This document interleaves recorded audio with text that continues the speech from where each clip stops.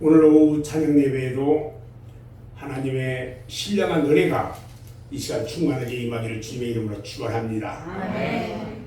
오늘은 스가랴서 1장 16절 17절 말씀을 통해서 차고 넘치는 교회, 이런 제목으로 말씀을 나눌 때에 하나님의 놀라운 은혜가 임하시기를 바랍니다.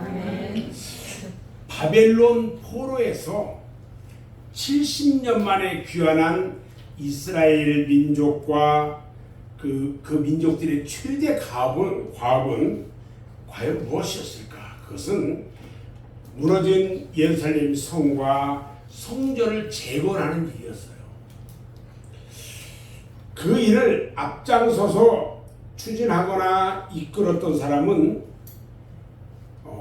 이 선지자들과 지도자들이었는데, 그들이 누구냐면 에스라 선지자, 학사예요, 이분은.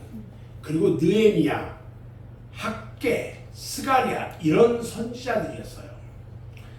특히 스가랴 선지자는 학개 선지자와 동시대를 살면서 예언 활동을 폈던 사람이에요.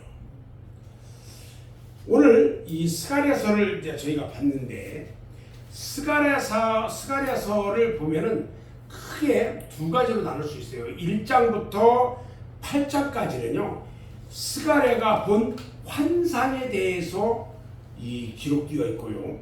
또 9장부터 14장까지는 예언에 대한 이야기를 기록되어 있어요. 오늘 우리가 읽은 본문 1장 16절 17절은 70년 만에 이스라엘 민족이 바벨론에서 예루살렘으로 돌아오게 된 이유, 그리고 예루살렘 성읍들이 앞으로 받게 될 복에 대해서 예언하고 있는 거예요. 그 내용을 좀 구체적으로 살펴볼 건데, 첫 번째로 예루살렘에 돌아온 것은요, 하나님의 긍휼 때문에 돌아올 수 있었어요. 오늘 16절을 보면은 내가 긍휼히 여김으로 예루살렘으로 돌아왔은즉, 이렇게 말합니다. 하나님의 긍휼하심 때문에 돌아왔어요.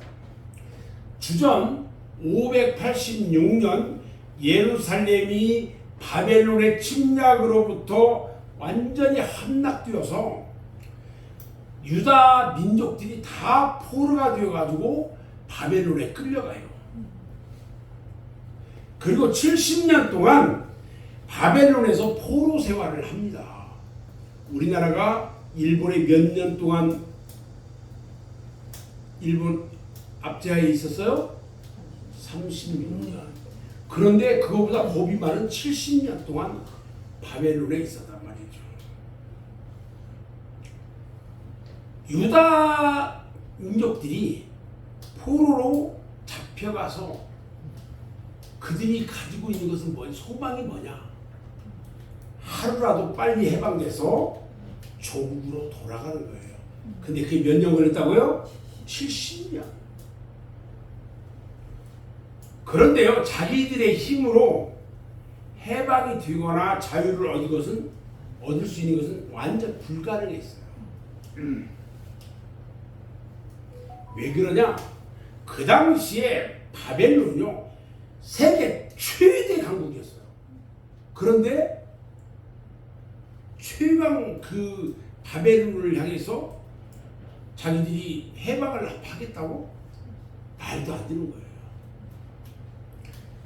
그런데요, 그 당시 신흥국가로 부상했던 페르시아의 고레스 왕이 주전 538년에 그 바벨론을 멸망시켰거든요.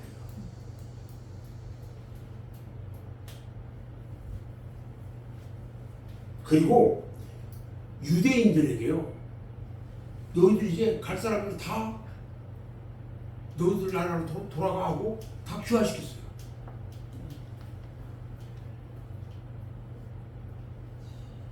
그들은, 유대 민족들은 예루살렘으로 돌아가서 성전을 재건하도록 허락을 받아요.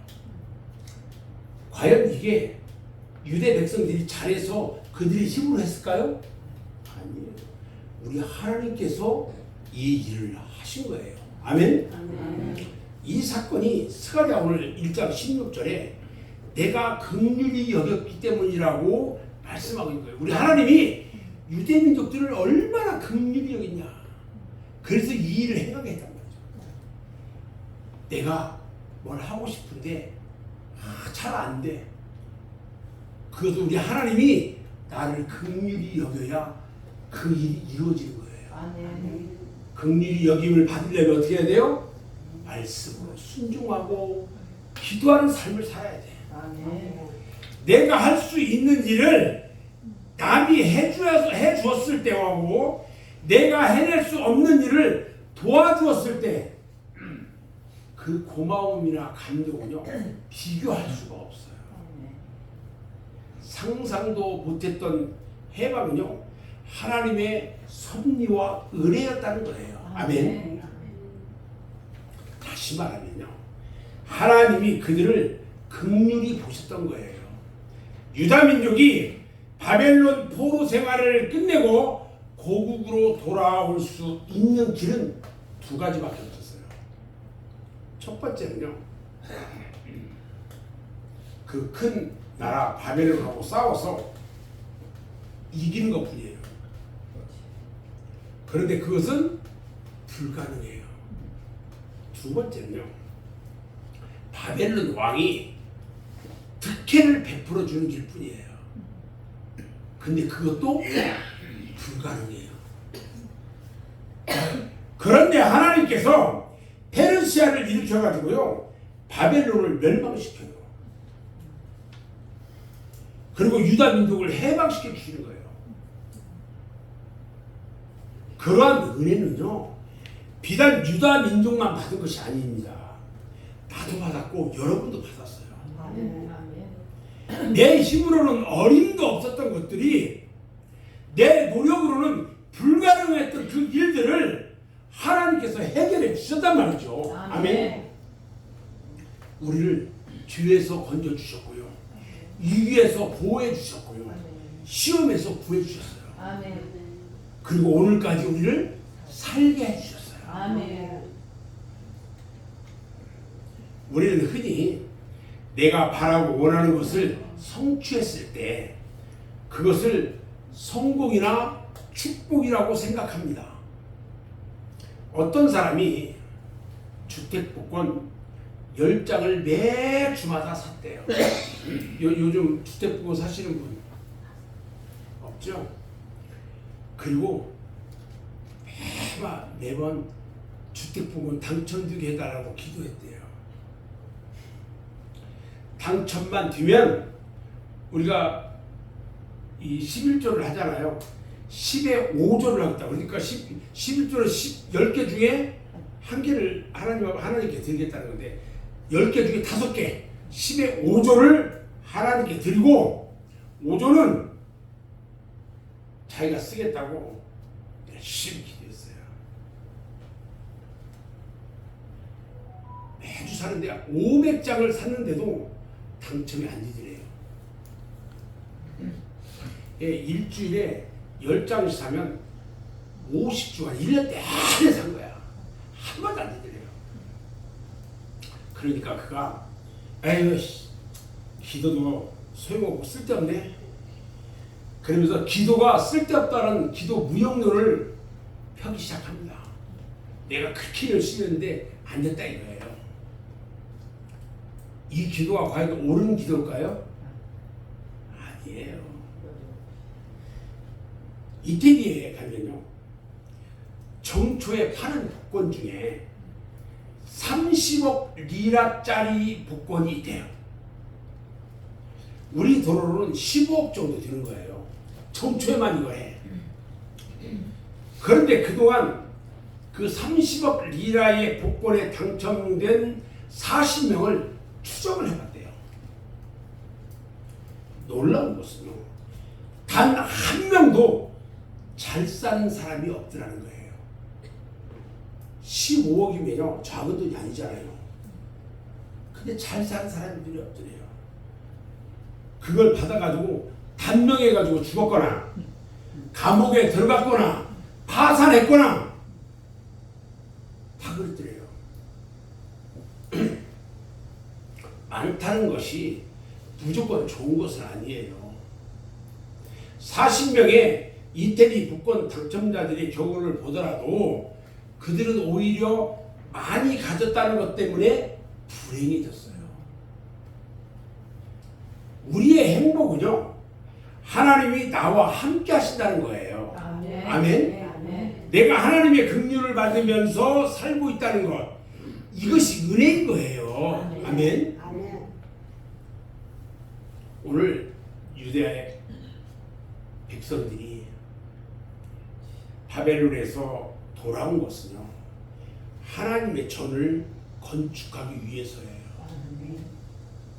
오늘 16절 말씀을 보면 내가 긍휼히 여김으로 예루살렘에 돌아왔은즉 내 집이 그 가운데 건축되리니 예루살렘 위에 먹줄이 치어지리라, 이렇게 말합니다.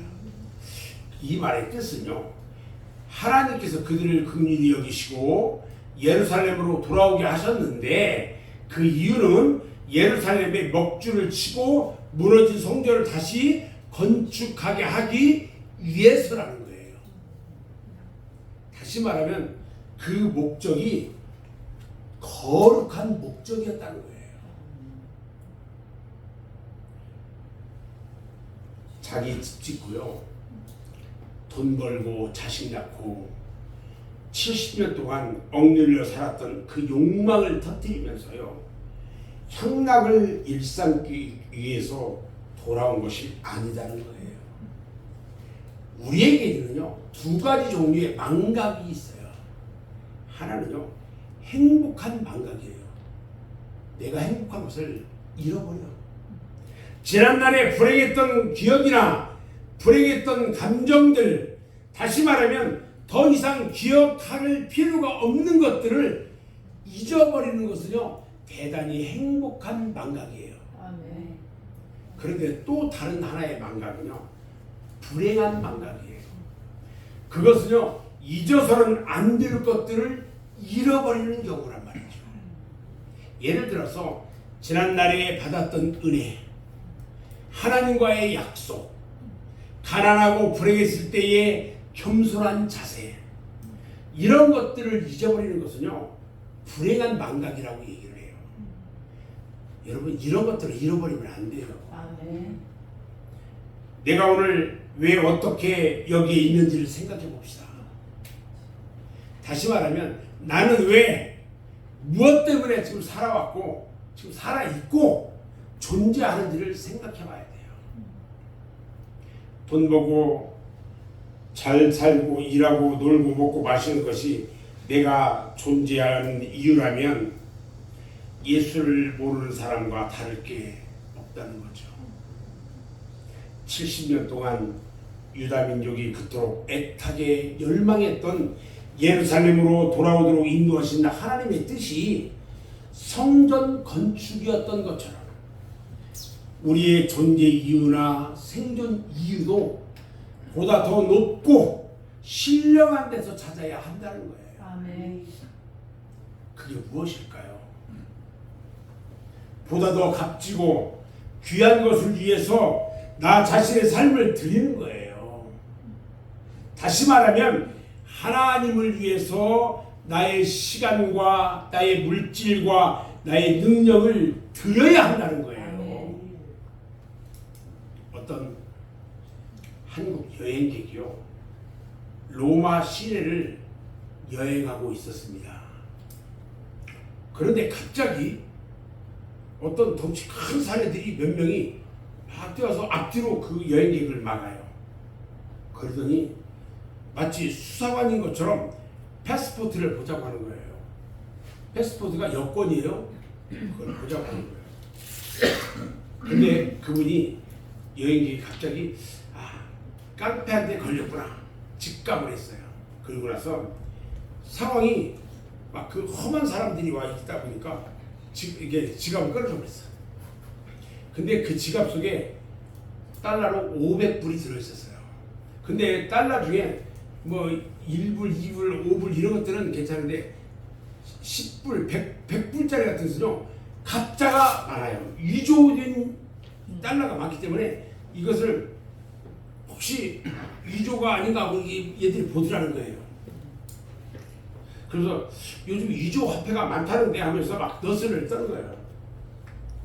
그러다가 그거 보다가 갑자기 그 여행객이 그 윤술에 여기 딱 보니까 금색 롤렉스 시계를 딱 쳐고 있는 거야. 그러니까 그들이요 이 돈을 이렇게 보다가 지갑 속에 넣어가지고 주면서 위조 요건은 아닌 것 같다고 하면서 그 손목에 이 금색 롤렉스 시계를 좀 보자고 하더래요. 그래서 그냥 풀어줬대요. 잘못하면 다 뺏길 거니까 풀어줬대요. 그들이 앞뒤로 이렇게 안에 이렇게 보고 뜯어보고 막 흔들어보고 이렇게 하더니 이런 고급 시계를 손목에 차고 다니면 위험하다고 말하면서 주머니에 넣고 다니라고 하면서 자기 시계를 풀어서 딱 넣어주고 이 시계를 자기가 딱 차고 그래서 이 여행객이 주머니에 손을 놔가지고 시계를 꺼내보니까 자기 거 손목에 있던 롤렉스 시계는 가져가고 그 사람 손목에 차고 있던 시계를 넣고 갔더래요. 그들이 막 사라지는 것을 보고 그 뒤에 대고 그 한국 여행객이 회식의 미소를 싹 짓고 중얼거렸어요. 뒤에는 놈 위에 나는 놈이 있단 말이야. 그러면서 근데 그 여행객이 그 롤렉스 시계를요 금색 롤렉스 시계를 어디서 구입했냐면 남대문 시장에서 3만 원 주고 구입했다.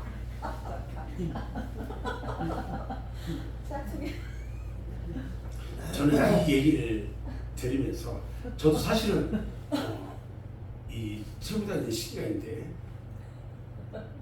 5만 원짜리 시계예요. 이 지동 시장에서 샀어요. 제가 비싼 걸 500만 원짜리 못 사잖아요. 저는 3만 원짜리 5만 원짜리만 있어서 저는 감사해요. 처음에 저 이 얘기를 듣고 혼자 박장대소를 했어요. 혼자. 그리고 잠시 후에 한참 동안 생각해봤어요. 남의 것을 뻔뻔하게 욕심내는 로마 사람, 위기를 모면하고 익사를 떠는 한국 남자, 3만 원짜리 롤렉스 시계를 만들어서 진짜처럼 국제 무대에 내놓은 한국의 장인 기술, 속고 속이는 우리 시대, 여러 가지로 만감이 교차합니다. 우리는 왜 살며, 왜 여행을 하고, 왜 일을 하고, 왜 공부를 하느냐는 거예요. 그리고 왜 자식을 낳고, 왜 사업을 합니까? 그것이 하나님과 과연 무슨 상관이 있습니까?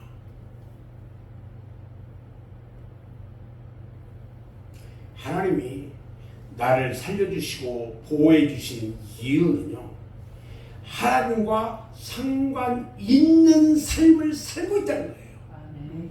아멘. 아멘. 하나님의 영광을 드러내고 그 뜻을 따라 살라는 거예요.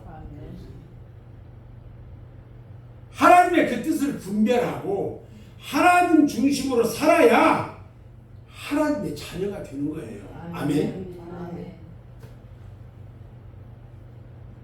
오늘 말씀해 보니까 넘치도록 다시 풍부하게 들 것이라고 말씀합니다. 1장 17절에 보니까 만군의 여호와의 말씀에 나의 성읍들이 넘치도록 다시 풍부할 것이라 이렇게 말해요. 예루살렘이 회복되고요, 다시 차고 넘치는 복이 임한다는 거예요. 아멘. 우리가 늘 기억하고 분명히 해야 될 사실이 있어요. 그것은요, 차고 넘치는 회복과 복은요, 하나님이 주신다는 거예요. 아멘. 그리고 그 복은요, 하나님을 생각하고 하나님의 일에 최선을 다하는 사람에게 그 복이 임한다는 거예요. 한국이 나온 세계적인 음악가 가운데 유명한 사람인데 그 사람은 정명훈이라는 분이에요. 그는 현재 세계적인 지휘자고요, 피아니스트예요. 음악계의 전 세계적인 거장으로 주목받는 사람이에요. 근데 그가 이런 말을 했어요. 음악인이 순수하게 음악을 사랑하면 언젠가는 그가 사랑하는 음악이 돈과 명예와 인기와 행복 등 모든 것을 가져다 줄 것이다. 그러나 음악인이 음악을 사랑하지 않고 그 음악이 가져다 줄 것들을 예를 들면 돈, 명예, 인기 따위 등을 사랑하게 되면 음악은 그를 떠나게 될 것이다. 음악인은 음악 자체를 사랑해야 된다. 이런 말을 했어요. 이 얘기는요, 그리스도인이 주님을 사랑하는 것과도 흡사 똑같습니다. 아멘. 내가 하나님을 순수하게 사랑하고 섬기면 하나님은 나에게 성공과 명예와 인기와 돈을 가져다 주실 것이기 때문입니다. 아멘. 아멘. 그런데 하나님을 사랑하지 않고 하나님이 주시는 것들을 예를 들면은 돈이나 명예나 인기나 행복 이런 것들을 사랑하게 되면 하나님은 나를 떠나게 될 것이라는 거예요. 자, 그렇다면 나는 누구를 사랑해야 하겠느냐? 돈이나 명예나 성공 따위에 하나님을 유면하고 산다면 하나님도 그 부산물도 나를 다 떠날 것이다. 오늘 본문을 주목해서 보면요, 나의 성읍들이 넘치도록 다시 풍부할 것이다. 다시 풍부할 것이다. 여기서 말하는 성읍은요, 예루살렘과 유다 나라를 말하고 있는 거예요. 그리고 내 가정과 내 교회와 나라를 말하는 거예요. 그럼 어떻게 해야 풍부하게 될 수 있을까? 그것은 하나님의 일을 우선으로 생각하고 감당해야 한다는 거예요. 내가 하나님의 일을 맨 끝번째 순서에 놓고 틈나면 생각하고 여력이 생기면 감당한다면 하나님도 나의 문제를 맨 끝으로 순서에 둘 거라는 거예요. 내가 나의 일을, 하나님의 일을 제일 첫 번째 순서로 놓고 내가 일을 한다면 우리 하나님도 나의 일을 제일 첫 번째 순서에 놓고 일을 해가실 거라는 거예요. 아멘. 저 이제 결론을 말하려고 하는데요. 하나님께서 우리에게 허락하신 이 일, 우리에게 주신 일을 잘 감당했어요. 하나님의 축복 속에 살아갔으면 좋겠어요. 우리는 모든 삶 속에서 은혜를 갈망해야 돼요. 우리의 삶의 기도로 우리는 모든 것들을 준비해야 돼요. 은혜는요, 준비한 만큼 받는 법이에요. 축복은요, 자기가 준비한 그 그릇대로 받는 법이에요. 주님께 나오는 일, 주님께 은혜 받는 일, 이것을 여러분들의 순위, 우선순위 1번에 꼭 두기 바랍니다. 아멘. 아멘. 아멘. 아멘. 아멘. 아멘. 은혜를 못 받고 잊어버리면 삶에서 되는 것이 없어요. 사업도, 장사도, 회사도, 가정도 은혜 받아야 성장하고 평안하고 융성해지는 거예요. 아멘. 하나님께서 기억해 주시는 귀한 백성으로 차고 넘치는 은혜와 축복이 저와 여러분 모두에게 임하시기를 주님의 이름으로 축원합니다. 아멘.